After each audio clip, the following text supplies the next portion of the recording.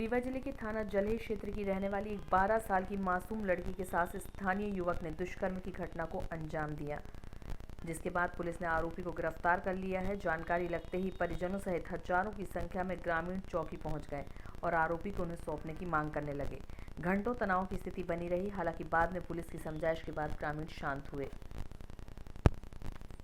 ये कल बच्ची अपने स्कूल से लौट रही थी और उसके साथ एक अन्य बच्चा जो उसी पड़ोस का था वो भी साथ में जा रहा था और रास्ते में इसको ये एक जो आरोपी है ये मिला था और इसने ये कहा था कि मैं तुम्हारे गांव का ही मेरी ससुराल है, चलो तुम्हें छोड़ देता हूँ। और उसको फिर बिना उसकी मर्जी के ले जाके और फिर एक सुनसान एरिया में उसके साथ गलत काम किया था, जिसकी रिपोर्ट कल देर रात थाने पे परिजनों ने लिखाई थी 11-12 बजे और जिसके आधार पे इसमें हमने 376 पॉक्सो एक्ट 363 के मामला इसमें दर्ज किया है और बच्ची का इलाज के लिए यहाँ पे हमने हॉस्पिटल में और यहाँ से फिर मेडिकल कॉलेज में उसका इलाज चल रहा है। बच्ची स्टेबल है, डॉक्टर से भी बातचीत हो गई, मैं परिजनों से मिल के आया हूँ। बच्ची स्टेबल है और ठीक है और जल्दी 2-3 दिन के अंदर उसको यहाँ से डिस्चार्ज भी किया जाएगा। और जहाँ तक आरोपी की बात है उसके लिए कल से ही टीम लगातार रात भर पूरी लगी रही है और जिसके आधार पर उसको चिन्हित करके और संदेही को चौकी गढ़ी में लाया गया, उससे पूछताछ अभी चल रही है। सर, परिजनों द्वारा थाने का घेराव किया गया है।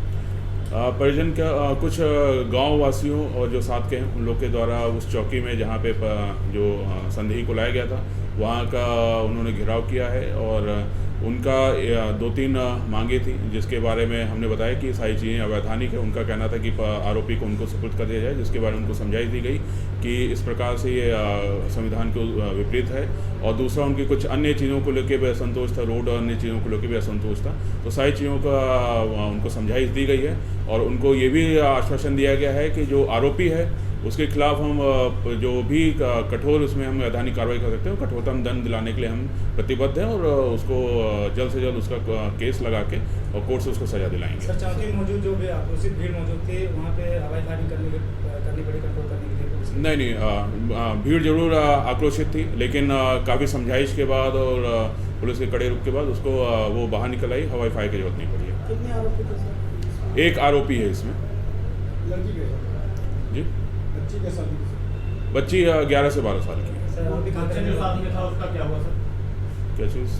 बच्चा जो साथ में था? बच्चा ठीक है, बच्चे से भी हमको काफ़ी मदद मिली है आरोपी तक पहुँचने में, तो बच्चा ठीक है। आरोपी कहाँ का रहने वाला है? आरोपी उसी क्षेत्र का, गढ़ी चौकी क्षेत्र का ही रहने वाला है। अभी तक कितने आरोपी हैं सर? जो मुख्य आरोपी है जिसका नाम अंजनी केवट है, संदेही है, और इसके साथ, लेकिन इस घटनाक्रम में नहीं, लेकिन जब बच्ची को उन्होंने बैठाया था तो उसके साथ एक अन्य व्यक्ति है जिसके बारे में पूछताछ हुई।